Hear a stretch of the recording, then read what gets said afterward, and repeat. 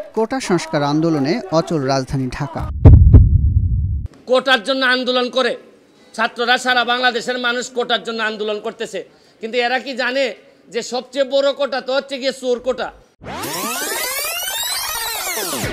মুক্তিযোদ্ধা সন্তানদের চাকরি হয়েছে এরকম সংখ্যা কিন্তু খুবই কম।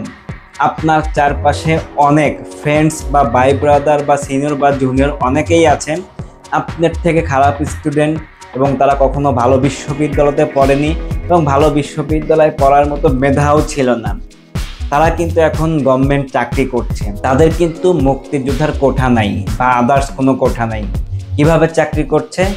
ঘুষের মাধ্যমে, যেটা বললাম, চোর কোঠার মাধ্যমে।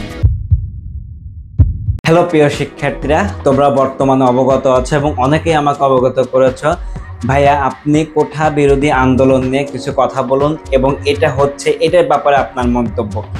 আজকের একটি ভিডিও দেখলাম ব্যারিস্টার সুমন সাহেবের, আমার কাছে খুবই ভালো লেগেছে এবং এই ব্যাপারে অনেক আগে থেকেই কথা বলতে চেয়েছিলাম, বাট অনেকেই হয়তোবা নেগেটিভভাবে নিত অথবা গালাগালি করতো কমেন্টে এসে।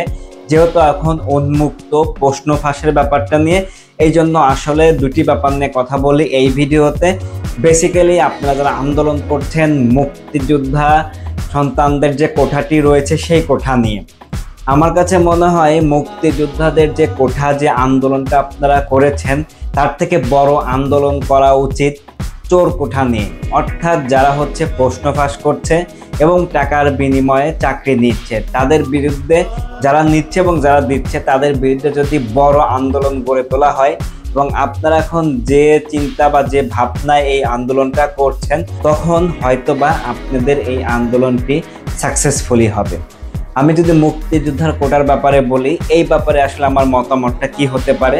যুদ্ধের সময় যারা মুক্তিযোদ্ধা করেছেন তাদের অনেক অবদান কিন্তু রয়েছে, এটা আমাদের সবারই স্বীকার করা উচিত। মুক্তিযোদ্ধাদের ছেলে মেয়েরা কিছু সংখ্যক কোঠা পাইলেও পেতে পারে, বাট তাদের হচ্ছে নাতি নাতনি কোঠাটা দেওয়া, এটা আমার কাছে আসলে যৌক্তিক মনে হয় না। তো বেসিক্যালি দেখেন, আপনারা চারপাশে দেখেন মুক্তিযোদ্ধা সন্তানদের চাকরি হয়েছে এরকম সংখ্যা কিন্তু খুবই কম। আমার দেখা মতে আমি খুবই কম দেখি, হাজারে হয়তোবা একটা হতে পারে।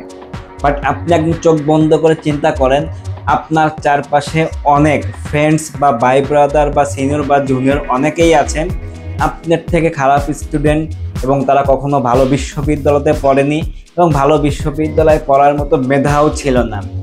তারা কিন্তু এখন গভর্নমেন্ট চাকরি করছে, তাদের কিন্তু মুক্তিযোদ্ধার কোঠা নাই বা আদার্স কোনো কোঠা নাই। কিভাবে চাকরি করছে? ঘুষের মাধ্যমে, যেটা বললাম, চোর কোঠার মাধ্যমে।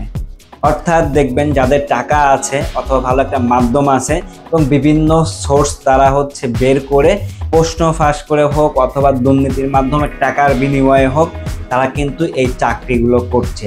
আমার মনে হয় এই সংখ্যাটা অনেক বেশি, এবং আমার ভিডিও যারা সম্পূর্ণ দেখছেন তারা কিন্তু একমত পোষণ করবেন হয়তোবা, আর পোষণ না করলেও কিছু করার নাই। আমি বাস্তবতা জিনিসটা তুলে ধরার চেষ্টা করলাম। অর্থাৎ আমি এই ভিডিও থেকে একটি বার্তাই দিতে চাই, আমার কাছে মনে হয়েছে এই মুক্তিযোদ্ধার যে কোঠা, যে সংখ্যক রয়েছে, তার থেকে বড় সিন্ডিকেট, বড় ক্রাইম এবং বড় একটি দুর্নীতির জায়গা কিন্তু টাকার মাধ্যমে যারা চাকরি নিচ্ছে এবং চাকরি দিচ্ছে, পাশাপাশি যারা প্রশ্ন ফাঁস করছে।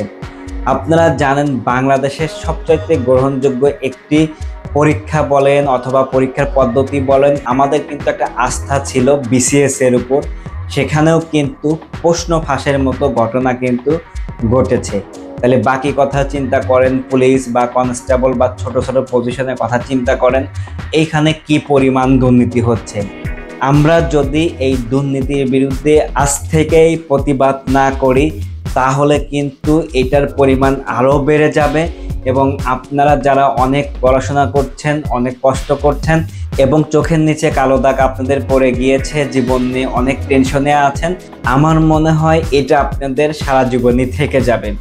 কারণ আমি যতটুকু দেখেছি, যারা বিসিএস বা সরকারি চাকরির জন্য প্রপারলি পড়াশোনা করে, বিশ্বাস করবেন কিনা, তারা কতটুকু কষ্ট করে জায়গাতে যদি আপনি না যান বা এই ব্যাপারগুলো ফেস না করেন, তাহলে কখনোই বুঝবেন না। আমি পরিশেষে একটি কথাই বলতে চাই সারা বাংলাদেশের শিক্ষার্থীদের কাছে, যারা চোর কোঠার মাধ্যমে অর্থাৎ ঘুষ দিয়ে চাকরি নিচ্ছে এবং চাকরি দিচ্ছে, ওই সোর্সগুলো বের করে সমাজে এবং সারা বাংলাদেশে সোশ্যাল মিডিয়া হোক এবং এলাকা ভিত্তিক হোক সেটা তুলে দেওয়ার জন্য। অর্থাৎ চোর মুক্ত, দুর্নীতি মুক্ত একটি ভালো সমাজ থাকলে আমরা সবাই ভালো থাকবো। তাছাড়া কিন্তু ডে বাই ডে আমাদের জন্য খারাপ সময় আসছে।